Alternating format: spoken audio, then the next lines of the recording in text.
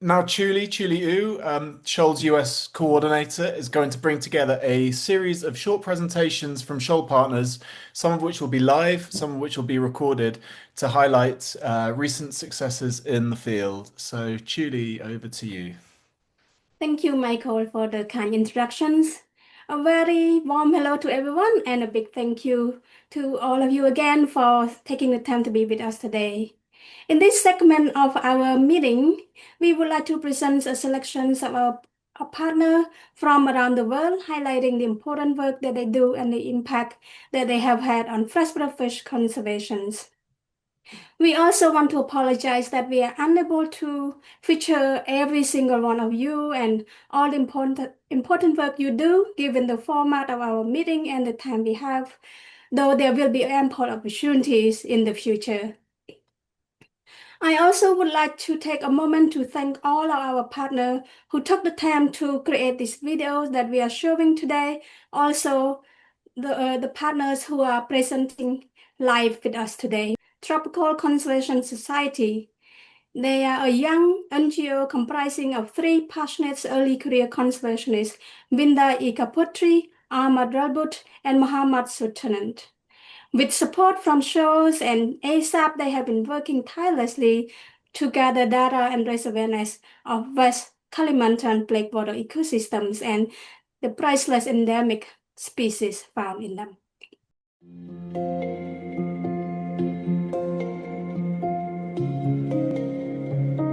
Hello, I'm Aan, Program Coordinator Tropical Conservation Society from West Kalimantan, Indonesia. Our focus on biodiversity research, especially fish and herpetofauna, West Kalimantan is the one the mega biodiverse ecosystem including rainforest, freshwater, and marine. For a year, we have become SHOAL and IUC and ASAP partners to work on ecobiology and trade route from pitchworm ornamental fish Parosprominus ornaticauda.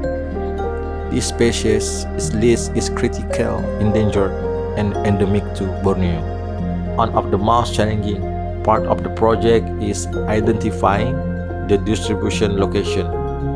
We only have a location based on research by Kotelat in 1991. To address this challenge, we conduct an online search to identify potential local hunters and sellers of ornamental fish. We built a good relationship with the local hunter and seller to get information where is the exact location of the Parosprominus ornaticauda. This relation really helped the project to run effectively.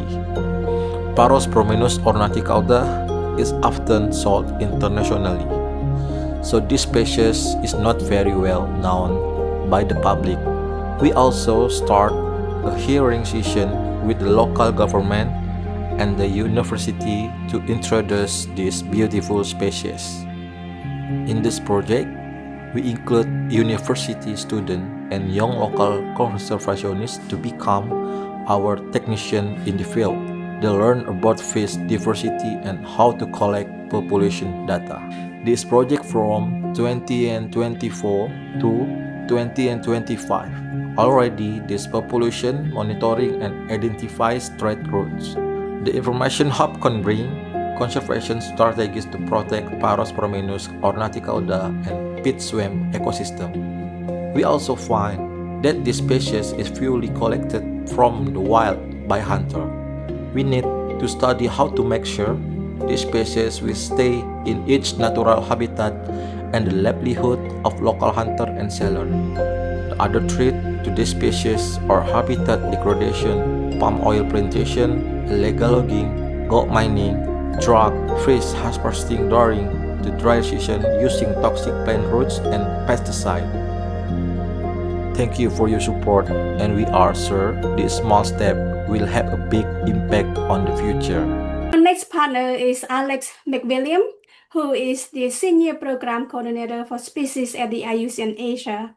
SHOAL works closely with Alex and his team and action partners on the ground to scale conservation actions and impact for multiple critically threatened fish species in the Indo-Burma biodiversity hotspot through Critical Ecosystem Partnership Fund, or CEPF.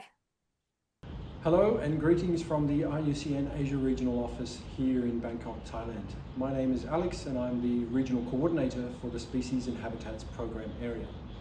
With our partners across Asia, IUCN is involved in a variety of work to protect and conserve the freshwater species and ecosystems that are so vital to the lives and livelihoods of hundreds of millions of people here in this region.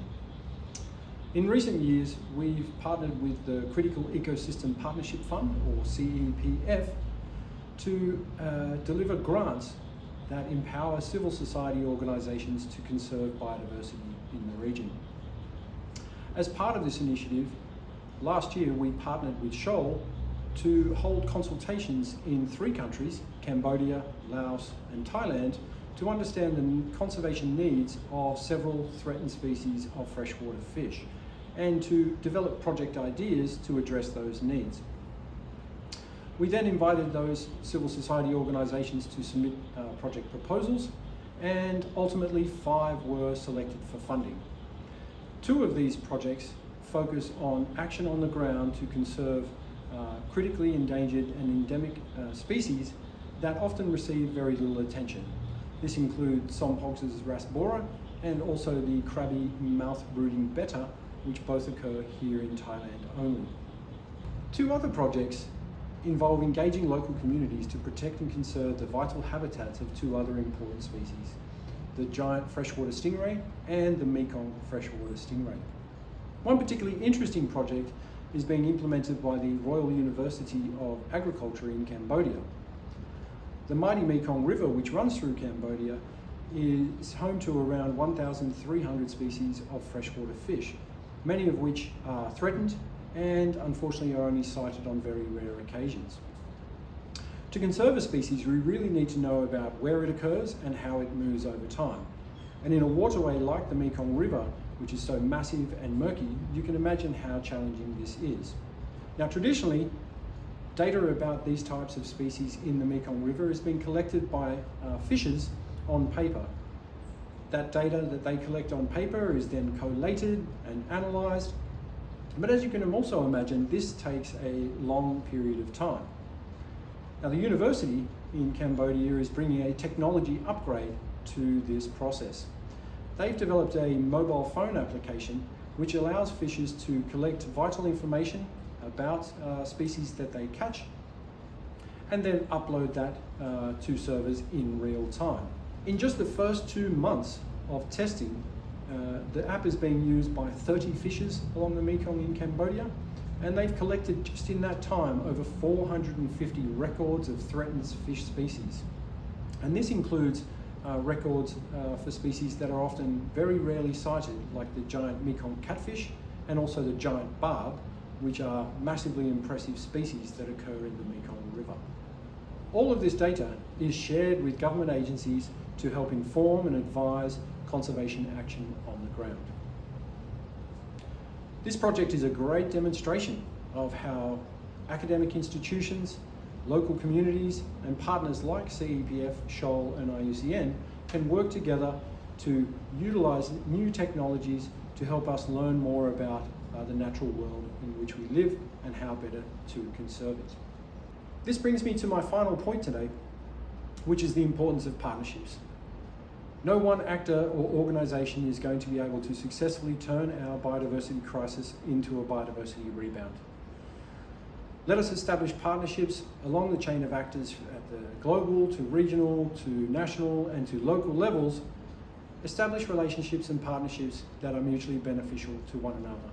Let us not underestimate the impact that we can have to help us all live in a world in which we live in harmony with nature. Thank you. Next, I am pleased to introduce Arale Ramirez, a researcher at the Universidad Michoacana de San Nicolás de Hidalgo in Mexico. Well, I'm very happy to stay here with all of you, and I'm going to talk about the reintroduction of native fish here in Jalisco, Mexico, and I'm going to talk about the Teuchitlan project and the Sayula project. In this presentation, I'm going to talk about the godates. You know that the godates, they are unique fish from Central Mexico. However, most of these species, they are in high risk of disappearing because they have very restrict distribution. These species, they are very important for the society, for ecological, and the main thing is that they have unique adaptation. They are viviparous species, that is, they are very important for the central of Mexico. Why these native species are disappearing? Mainly because there are many human activities like habitat modification, introduction of non-native species, and the water pollutions. I'm going to talk about just a little about the reintroduction of the stinging tequil Sogoneticus tequila and the Scyphia francesa. Both species, they are native and endemic for the Teuchitlan River. And the first fish that we start the project, it was with Sogoneticus tequila. This fish was extinct in the wild, and we reintroduced to the natural habitat, the Teuchitlan River. And right now, the fish is again living in the natural habitat. For the Scyphia francesa, we have Scyphia francesa in Teuchitlan River, and we are start working with this species in the Teuchitlan. However, this is more sensitive species than Sogoneticus tequila. This is the problem that we try to reintroduce in the habitat, but they have many different problems in the reintroduction. So we are still working in the reintroduction of the Scyphia francesa. However, Scyphia francesa is also native for another part in Jalisco, that is Lagunas de Jalisco, and in this region is also native in this place. So we start running this project in the Amacueca place, that this is the another native species, another locality of the Scyphia francesa. And we start working in this new project in the Lagunas de Jalisco. However, in this place is also Ameca splendens and Genotoca melanosoma. Both species there are also native for this place, and they disappear from this region. So we are going to try to reintroduce these three species to this area in the Jalisco. So in the lab, here in the laboratory, we make different activities. For example, we have the Fish Arm Mexico, and we have maintained many different fish species. Most of these species, they are extinct in the wild. So we do reproduction in captivity, and also we try to put some fish in a semi-natural tanks or semi-natural ponds, because it's different that the fish, the fish, extinct fish in the wild, for example, they are we put the food every day in the tank. So it's different when we put in a semi-natural pond, when the fish have to catch the food by himself. So this means that the fish, they have to looking for the food in the different areas. So we maintain 2 points with Sogoneticus tequila and Scyphia francesa here in the botanical garden. So we are reproducing in captivity these species to try to reintroduce to the natural habitat. However, another step that we make in the reintroduction project is the habitat characterization. We evaluate many different several index, like for example, macroinvertebrates index or plankton index, water quality index, and we try to evaluate how will be the best place to reintroduce the species.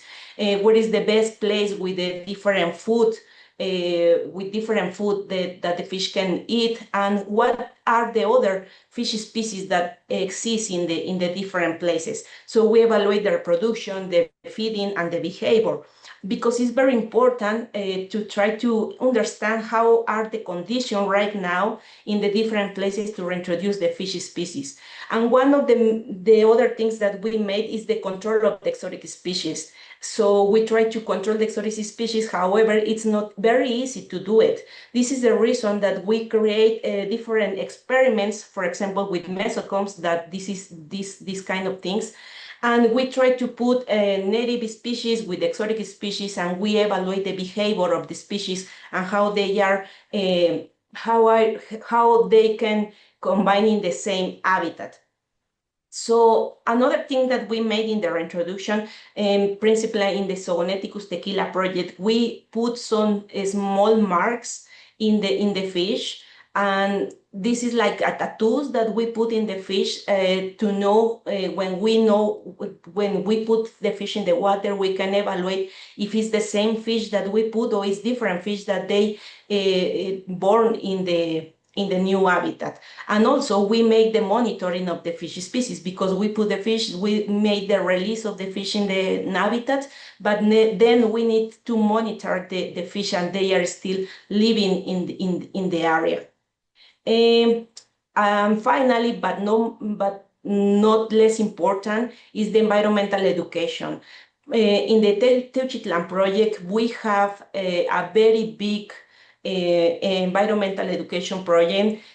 This is the guardian of the rivers. They are many different people, from adults to children, that they are really interested in doing many different activities to protect the river, to protect the animals, to protect the fish. So they are they are like superheroes to protecting all the river and all the fish species that they have in the Teuchitlan. So this program is very interesting in all the conservation project, because the people who is living in the places, they really they are really interested in take care of the different animals and plants that they have. So with this project, the Zogoneticus tequila project, when we start the project, the fish was extending the will according to the red list. And right now we reverse the extinction of this species, and right now is in danger. So we try to reverse the red with this project, and we are start working with the Scyphia francesa to the other species that is also extending the will. And this is one of the biggest projects that we have here in the Aqua Lab. And there are many different institutions that they are helping this big project here in the Aqua Lab. And thank you so much. Next, we will return to Indonesia to spotlight another group of inspiring partners.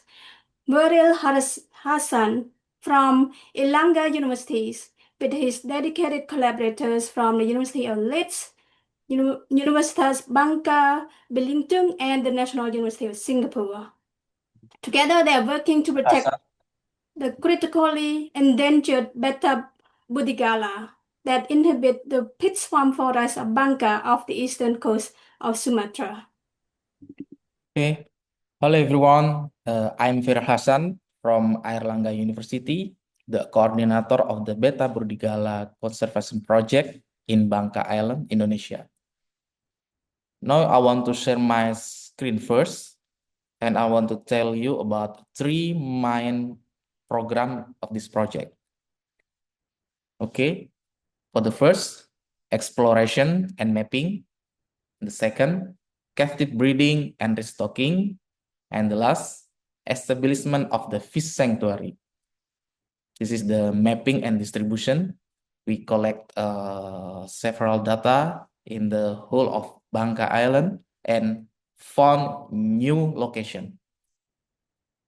Captive breeding, we produce more seeds to bring it back to the nature, release it into the location.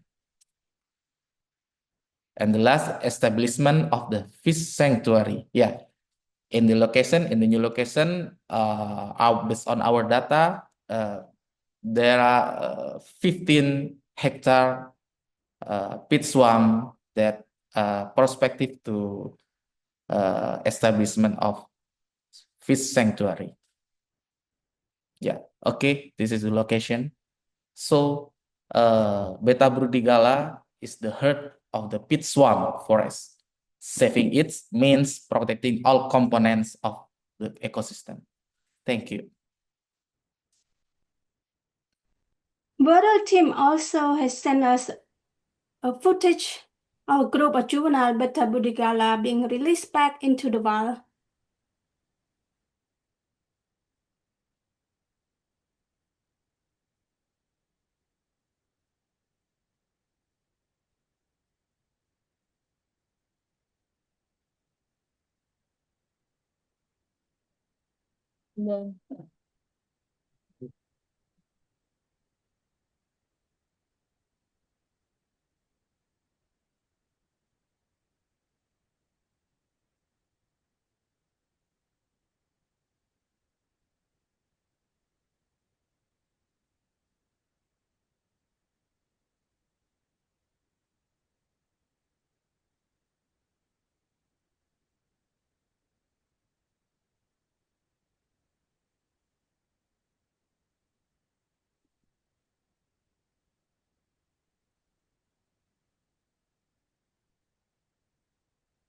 Work has brought to light just how critically endangered the situation is for this species. The SHOAL team and their team is scrambling to secure protections for what might be the last remaining suitable habitat for this species.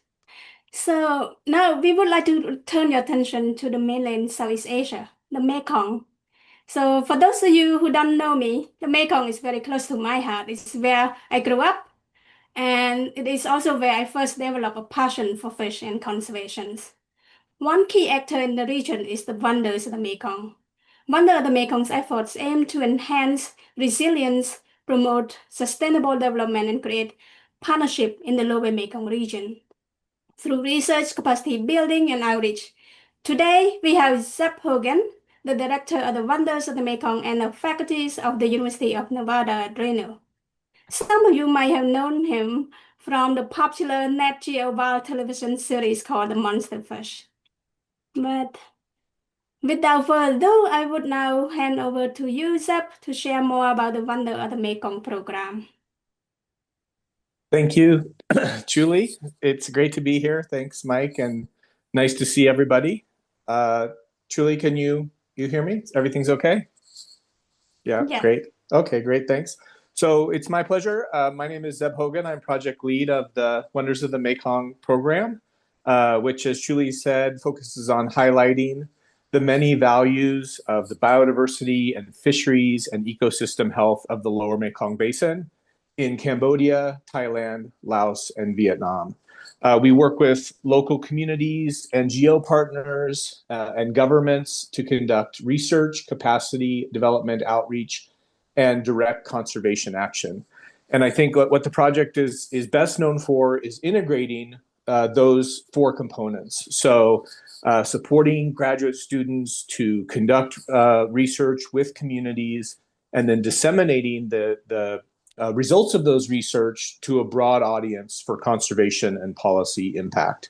To date, we've published about 60 peer-reviewed papers, mainly led by students in the Mekong region. We've helped train over 5,000 students and young professionals, and we support one of the largest cohorts of Mekong-focused master's and PhD students in the region. We also recognize what we've designated as Mekong conservation heroes, which are people in the region that have dedicated their lives to better understanding and protecting the natural resources of the Mekong. Our outreach and communication has been one of the big successes of the project so far. The last few years, we've reached about 1 billion people annually with messages about the importance of conservation of biodiversity and fisheries in the Mekong region. And that's primarily, we have a network of media partners that we work with. We've produced over 30 stories with National Geographic, telling the stories of our conservation heroes, of endangered species, and the threats that they face. This work as a whole has led to increased legal protection for endangered species like the Mekong giant catfish, giant freshwater stingray, a presumed extinct species, the Mekong giant salmon carp. And our work has also led to increased protection, identification and protection of protected areas and reduction in illegal fishing and deforestation. We've also been involved in some exciting discoveries, which are not all our project is about, but have been great. We were able to tag and release the world's largest freshwater fish in 2022. So that was a 661 pound or 300 kilogram giant freshwater stingray that we were able to track after it was released to learn about its ecology. We were involved in the rediscovery of a presumed extinct species and the discovery of new species in the Mekong River Basin. So our project has become a trusted source of information in the region and also a valuable source of information for policymakers. The project is kind of in an interesting period right now. We have partnerships with universities in all 4 countries of the Lower Mekong Basin. We have teams that we're working with throughout the region. But as most of you probably know, the funding situation and the international conservation situation in the U.S. is a little bit shaky right now. So a large portion of Wonders of the Mekong's funding was from the U.S. Agency for International Development, and that funding was recently terminated. So now the project is supported by the University of Nevada, Reno, where I work, the Royal University of Agriculture in Cambodia, and by the generosity of some foundations and private donors who have stepped in to help support our work. So hopefully that provides you with a little bit of an introduction to the project. It's very nice to see you all. I'm sad that we couldn't meet in person, but I'm looking forward to seeing some of you over the next few months. So thank you very much, truly. Thank you so much, Zeb. I also would like to add that recently the SHOAL team and Zeb have been collaborating on developing a conservation action plan for 9 important giant migratory fish species at the Mekong. So thank you. And up next we have Chris and Louis Hosford, who are ecotourism entrepreneurs and passionate conservationists, and the founder of Sustain Lake Tanganyika in Tanzania. Together with SHOAL, Rival, and Foundation Segre, they have worked to safeguard population of Lake Tanganyika's endemic cichlids through site protections and a suite of community-based interventions. We will hear more from Chris about Sustain Lake Tanganyika's efforts and their achievement in Lake Tanganyika's in Tanzania in this next video. Hi, my name is Chris, and I represent Sustain Lake Tanganyika.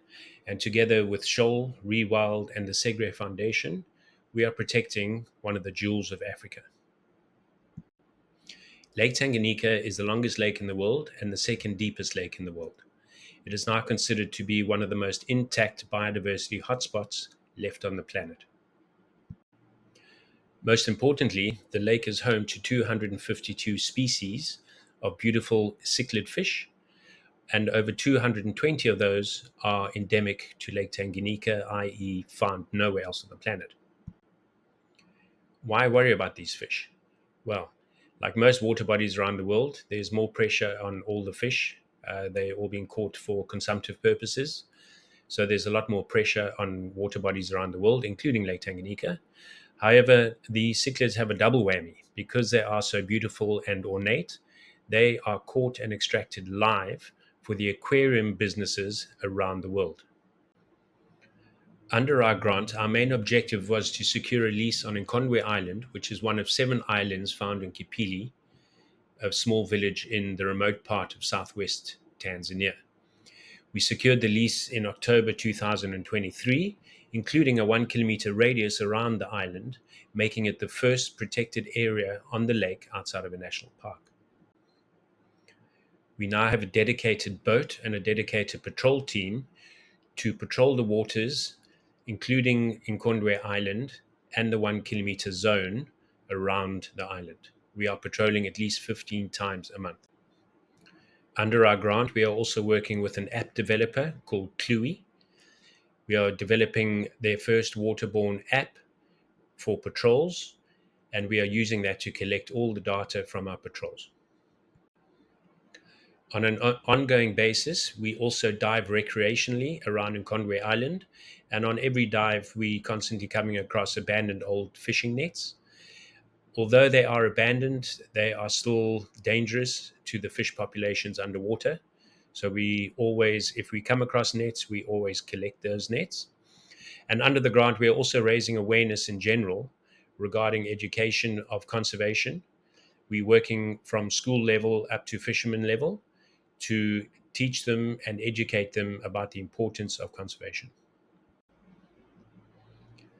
With our short time in conservation, we've learned 3 main lessons. The first one is that we believe that conservation has to be community-based for it to be long-term. The second and very important one is also education from all ages. And the third one, most important that we think, is actually that you cannot negotiate with a hungry person. With that last lesson in mind, Sustain has now started 3 alternative livelihood programs within the Kipili village. We are training women about honey production. We are, through our aquaculture project called the Aqua Hub, we are teaching people how to grow their own fish. And we have now empowered 44 fishermen who now have their own chicken farms. And within the next month, they will be able to form their own income from selling eggs into the village and further. So that's it in a nutshell from Sustain Lake Tanganyika. Once again, we would like to thank Segre Foundation, SHOAL, and Rewild for making us part of your family. If we were not part of your family, none of this would be possible. So once again, thank you very much. Our next presenter is Tim Lyons from the Albuquerque Biopark and the IUCN SSC Center for Species Survival, and also a close collaborator of SHOAL's for many years now. SSU intervention has been identified as an important conservation action by the IUCN Red List for a significant proportion of freshwater fish species. And Tim has focused much of his effort on bringing zoos and aquariums together to work on the SSU conservation and freshwater fish in such needs through several initiatives. Please join me and hear more about Tim's efforts toward SSU conservation of freshwater fish. Over to you now, Tim. Awesome. Thank you, Julie. Everybody can see my screen, I'm assuming. Okay, so yeah, this is just a quick update on some of the exciting stuff ongoing around ex situ conservation of freshwater fishes. For those of you that don't know me, my name is Tim Lyons. I am the Director of Conservation at the ABQ Biopark and the Center for Species Survival, New Mexico. And just a warning, if you hear babies crying in the background, we've got twin newborns, so apologies for the extra noise. Okay. So the first thing I want to talk about is Motion 112, which has been submitted to the IUCN World Conservation Congress coming up in the fall. Motion 112 is titled Scaling Collaborative Action for Threatened Freshwater Fishes Through Ex Situ Conservation. And as you can imagine from the title, it is all about ex situ freshwater conservation and what we can do together to really scale these efforts. And so these aren't all of the operative statements that are included in that draft motion, but just a couple of them that are really relevant to this group. So we're requesting that SSC and IUCN members apply standardized methodologies to define an evidence-based, globally accepted priority list of freshwater fishes with species-specific conservation end goals. So the last part of that operative statement is the important piece. We want to know why we're holding fish. Is it for assurance or reintroduction or population augmentation? And we want to be managing those populations to fit those needs. We're also recommending the development and adoption of standardized management guidelines for ex situ freshwater fish populations that include the conservation planning group's integrated collection, assessment, and planning approach. Also considering taxa-specific management strategies based on available life history data, and then facilitating some adoption of standardized methodologies across all of the stakeholders, including hobbyist communities.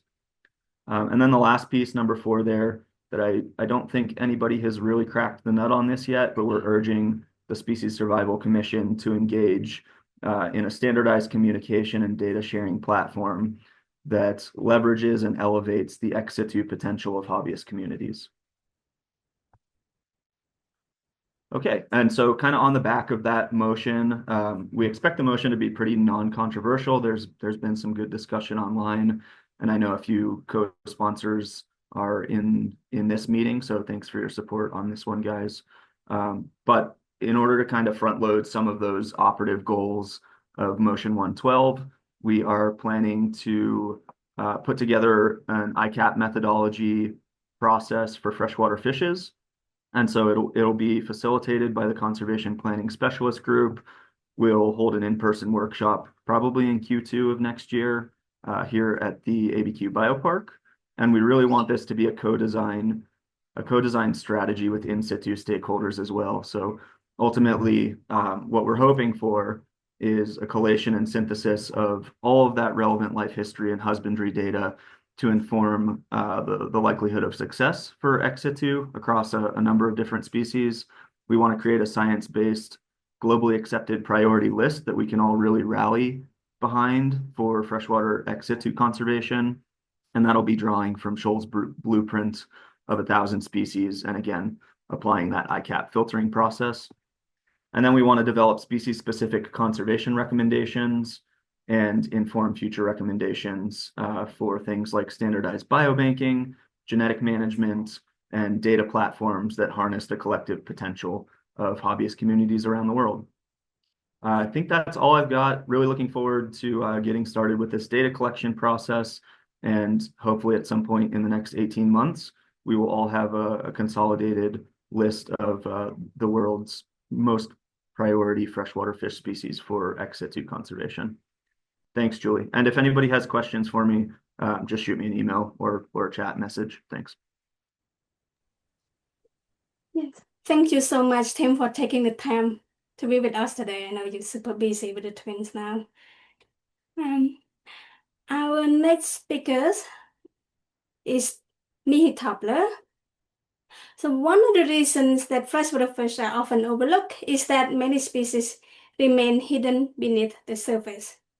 Mihi Topler from the University of Missouri at St. Louis and the St. Louis Zoo focused his work on extremophile fishes that depend on fragile groundwater ecosystems. With his dual role at an academic institution and the zoo, Mihi is trying to close the gap between the science and the conservation actions for these unique and extraordinary fish species. On a personal note, Mihi and I have known each other for over 15 years now, I guess, since I was in grad school, but we had lost touch over the years, but we reconnected recently through my role at SHOAL. So SHOAL also bring old friends back. Just add to the list. It's a pleasure to have you here with us today, Mihi, to share your deep knowledge and your lifelong passion for this extremophile fishes with us. Over to you now, Mihi. Thank you. Hi, everyone. My name is Mickey Tobler. I'm a professor at the University of Missouri in St. Louis, and also a senior scientist at the Wildcare Institute at the St. Louis Zoo. I really want to thank the SHOAL team for allowing me to share a few thoughts about our work. I wish we had a lot of success stories to share, but in many ways, we're at the very beginning of our journey and not yet in the midst of it. But yeah, as Julie said, most of our work primarily focuses on the biology of extremophile fishes. And extremophiles essentially are organisms that thrive in the presence of physiochemical stressors that are fundamentally challenging to the physiology of organisms in a way that only few species with complex adaptations can tolerate them. And while extremophiles occur in a variety of marine and freshwater ecosystems, our work primarily focuses on species that are associated with groundwater-dependent habitats. These groundwater-dependent habitats include caves, toxic hydrogen sulfide-rich springs, and also desert springs and wetlands that all in their own way present challenging environments for the organisms that live there. We mostly, but not exclusively, study cyprinodontiforms in such habitats. As you can see on the map, most of our work concentrates on kind of southern North America and Central America. Now, for most of my career, I was actually not a conservation biologist. I have used extremophile fishes primarily to address basic questions about ecology and evolution. Just by their ability of surviving where few other animals can, they can teach us lessons about resilience, about how adaptation works, and in many cases about the biology of health and disease. And so we have to spend a lot of time and effort to better understand how essentially changes in the genome of these extremophiles interact with the environmental conditions in their habitats to ultimately shape organismal development and the expression of a variety of adaptations that facilitate survival in the presence of physiochemical stress. But what we've also learned in the process is just how imperiled most species that we study are. Some, like Picilia thermalis, that is shown here, inhabit minute springs that often have a surface area of a fraction of a football field. And so over the past 2 years, much of our work has pivoted to ask questions about how we can better protect these species in their natural environment. And so while we have a lot of experience with the biology of different species, we have still a lot to learn about how to implement conservation action. And that's exactly a primary motivation for us to partner with SHOAL and other conservation organizations, both in the United States and also in Mexico. I'm sure many of the questions we're currently grappling with are questions that are keeping you awake at night too. And currently, a key goal of our lab is to develop conservation strategies that are grounded in solid data and integrate between in situ and ex situ populations to really bolster the persistence of existing population and also to reestablish populations from areas where species have disappeared. A key aspect of this for us is that we unfortunately cannot really rigorously address all questions for all species that are in need of conservation. The very nature of the rarity of some of these species limits the approaches we can take to learn about individual species such that we can ground decision-making in data. But what we can do is to leverage comparative biology. Many of the species we work with, they share similar ecologies, they have similar life histories, and they face similar threats to their continued persistence. And so we're really interested in developing frameworks that can integrate insights across species to help us develop evidence-based conservation strategies that are applicable broadly and which hopefully will allow us to maximize the impact of conservation efforts. And so we're really thankful for having great collaborators in Mexico and in the United States, including biologists that work for state and federal agencies here. And hopefully together we can really make a difference for these species in years to come. Thank you.